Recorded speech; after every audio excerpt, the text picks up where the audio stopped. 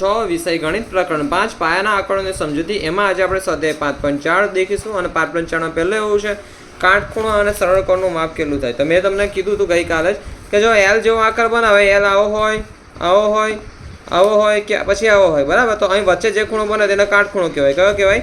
કાટખૂણો. ના, કાટખૂણાનું માપ હંમેશા કેટલું છે? 90 ડિગ્રી. સરળ કોણનું માપ કેટલું છે? તો સરળ કોણ તો લખો છોકરાઓ તમે સિમ્પલ. હવે જો આ એક અહીં આગળ બિંદુ છે, આ બિંદુ અહીંથી એક રેખાખંડ આવીને જાય છે, પછી અહીંથી એક જાય છે, તો આ કયો બન્યો? સરળ કોણ. કયો બન્યો? સરળ કોણ. તેનું માપ હંમેશા કેટલું હોય? જો આટલું, આ 90 180 કેટલું હોય? 180. હા, તો ખરા કે ખોટા? લઘુકોણનું માપ 90 કરતાં નાનું છે. તો હા, આપણે ભણ્યા કે લઘુકોણ 90 કરતાં નાનું હોય, ગુરુકોણનું માપ 90 કરતાં નાનું હોય. ના, ગુરુકોણનું માપ 90 કરતાં કેવું હોય? મોટું હોય. સરળ કોણનું માપ 180 કરતાં વધુ છે. સાચું કે ખોટું? ખોટું. કેમ? સરળ કોણનું માપ કેટલું છે? 180 અંશ. એક આખા પરિભ્રમણનું માપ 360 દર્શાવે છે. હા, મેં ગઈકાલે જ તમને કીધેલું, બરાબર ને? હા, ગઈકાલે જ તમને કીધેલું, પેલા ગયા લેક્ચરમાં તમને કીધેલું કે જો આવું એક સર્કલ હોય અને આ સર્કલમાં ધારો કે આ ઘડિયાળવાળું છે, આ કેન્દ્ર બિંદુ છે. હવે અહીંથી 12થી આંટો ચાલુ કરે છે, બરાબર. અહીં 12 વાગ્યાથી 12થી પાછું આખું ફરીને પાછું 12 પર આવે તો કેટલું રાઉન્ડ ફરે? 360 ડિગ્રી. 360 ડિગ્રી જેટલું, બરાબર ને? હા. માપ ખૂણો A બરાબર 50 અંશ અને માપ ખૂણો B બરાબર 35 અંશ હોય તો માપ ખૂણો A ગ્રેટર દેન માપ ખૂણો B. જો હવે આને કહેવાય ગુરુત્તર. શું કહેવાય? ગુરુત્તર. જો આજે બે વસ્તુ યાદ રાખજો, તમને શીખવાડું છું. જો આ બે કોન્સેપ્ટ આજે તમે શીખો. જો આ છે ને, આ આવું લાગે છે, ગ જેવો લાગે છે ને, આ ગ જેવો. જો હા, તો ગ પરથી આવે ગુરુત્તર. શું આવે? ગુરુત્તર અથવા ગુરુત્તર, બરાબર છે. તો સિમ્પલી આ એટલે છે ને, આ ખાડો જે બાજુ હોય ને, આ ખાડો જે બાજુ, જેમ કે આ બાજુ આ સંખ્યા છે 25 ને આ બાજુ સંખ્યા છે 20, તો બંનેમાંથી મોટું કયું? 25. તો ખાડો જે બાજુ હોય ને તે બાજુ મોટી સંખ્યા હોય. પછી જો હવે આ છે ને, આ વસ્તુ તેનો અર્થ થાય લઘુત્તર. જો લ જેવો દેખાય છે, આ લ બી આવો જાય ને, લમાં આવું આવે છે ને, હા, બરાબર. તો લ એટલે લઘુ, આમ એટલે લઘુત્તર. અને આ એવું દર્શાવે કે આમાં આ જે ખાડાવાળી સંખ્યા છે તે મોટી સંખ્યા છે, બરાબર ને? તો આ વસ્તુ તમને આજે કોન્સેપ્ટ ક્લિયર હોવો જોઈએ. હા, અંથી ગ બને ને અંથી લ બને. કોઈ પણ આંકડા બનતો હોય, ન બનતો હોય, પ બનતો હોય, અ બનતો હોય, પણ સિમ્પલી આપણે આ ગ બને, ગ જેવો લાગે છે ને. બે વસ્તુ હોય, ગુરુત્તર અને લઘુત્તર. તો ગ જેવું લાગે એટલે ગુરુત્તર. જો આ ગ થઈ ગયો. હા, આ વસ્તુ અલગ છે પછી, બરાબર. તો આ ગ થઈ ગયો. ના, લ તો લઘુત્તર, બરાબર ને? લ તો લઘુત્તર. લ ગ આ 3 લાગશે, પણ એમ ગ જેવું કરી દેવાનું, બરાબર ને? થોડું ચાલો. તો ગુરુત્તર અને લઘુત્તર યાદ રાખવાની પ્રોસેસ છે ભાઈ. કોઈ પણ આંકડા બનતો હોય આપણે ભણવાનું છે, બે ગુણ એ લ. તો ગુરુત્તર લઘુત્તર આ રીતે યાદ રખાય. ને આ ટ્રીક તમને કંઈ કહે તો સારું છે, પણ મેં તમને કહી દીધી. બાકી તમે બહુ કન્ફ્યુઝ થશો આગળ જઈને. બોલ. તો આમાં એવું છે, માપ ખૂણો A બરાબર 50, માપ ખૂણો A બરાબર 50. બીજું છે માપ ખૂણો B બરાબર 35, માપ ખૂણો B બરાબર 35. તો બંનેમાંથી મોટું કોણ? માપ ખૂણો A. તો આપણે આ ખૂણો A ગ્રેટર દેન ખૂણો B આમ લખાય, બરાબર. હા, જે મોટું હોય ને તે બાજુ ખાડો કરવાનો. અને આને કહેવાય ગુરુત્તર. શું કહેવાય? ગુરુત્તર.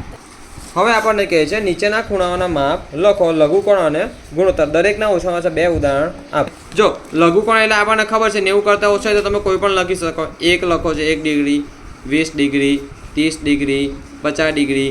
90થી ઓછા હોવા જોઈએ, 89 સંખ્યા આવે ટોટલ, બરાબર છે. પછી આપણે આગળ છે ગુરુકોણ. શું છે?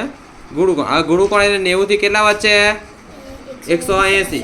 એટલે તમે 91 લખી શકો છો, તમે 100 લખી શકો છો, તમે 170 લખી શકો છો. બધા શું છે? આ ગુરુકોણ જ છે. તમે 160 લખી શકો છો, 150 લખી શકો છો, કોઈ પણ ઉદાહરણ લખી શકો છો તમારી મનમરજી મુજબ, બરાબર. હવે આ ઉદાહરણ આપવાના હતા, બરાબર. તો એ પ્રમાણે અલગ અલગ આકૃતિ હોય તો એની પર તમે કહી શકો છો. મતલબ લઘુકોણમાં ખૂણાઓ સિમ્પલી 90 કરતાં નાનો, સિમ્પલી શું ખૂણાઓ 90 કરતાં નાનો જ હોય અને ગુરુકોણમાં 90થી 180 વચ્ચેના હોય. એવો ખૂણો કે જેનું માપ કાટખૂણા કરતું ઓછું હોય તો કયો ખૂણો છે? લઘુકોણ. કયો છે? લઘુકોણ. એવો ખૂણો કે જેનું માપ કાટખૂણા કરતાં વધુ હોય તો ગુણોકોણ.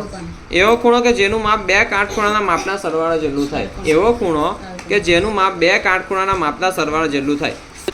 કાટખૂણા એટલે એનું માપ કેટલું હોય? 90. આ એક કાટખૂણો, આ બીજો કાટખૂણો, તેનું પણ 90. તો 90 90 180. ઓકે.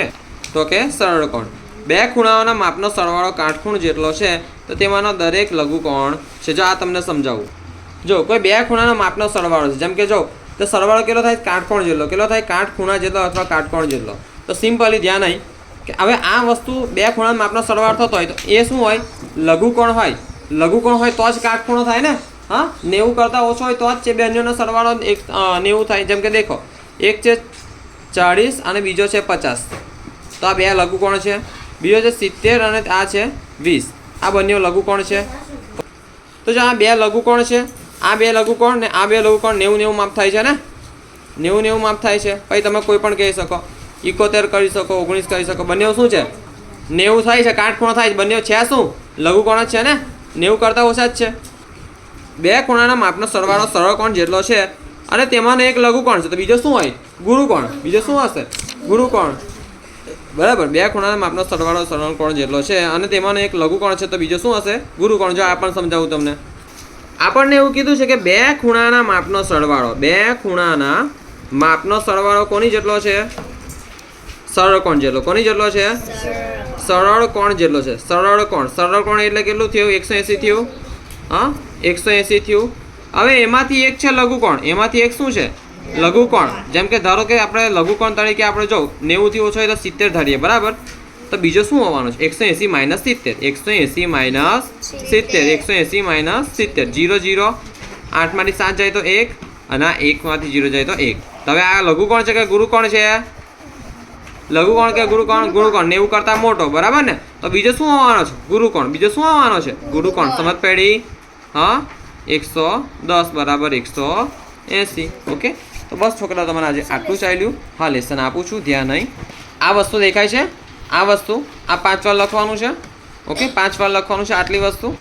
જો લેસનમાં શું છે આ વસ્તુ 3 વાર, પ્રશ્ન 7 3 વાર, અને આ યાદ રાખો છે ને સરસ મજાનું તમારે આમાં આપ્યું છે નવનીતમાં, બરાબર. ચોપડીમાં આવું ભાગ્ય મતલબ હવે મુદ્દા પર મુદ્દાસર નથી આપ્યું, તો આમાં ક્યાંથી લઈ કંઈ લગીને આ બે મુદ્દા 3 વાર, આ બે મુદ્દા કેટલી વાર 3 વાર. અને આવતીકાલે મોડે કરવાના, જો મોડે નહીં થાય તો 10 વાર કાપી દેશ, બરાબર છે. આ બંને પણ 3 વાર ને આ બધા પણ 3 વાર.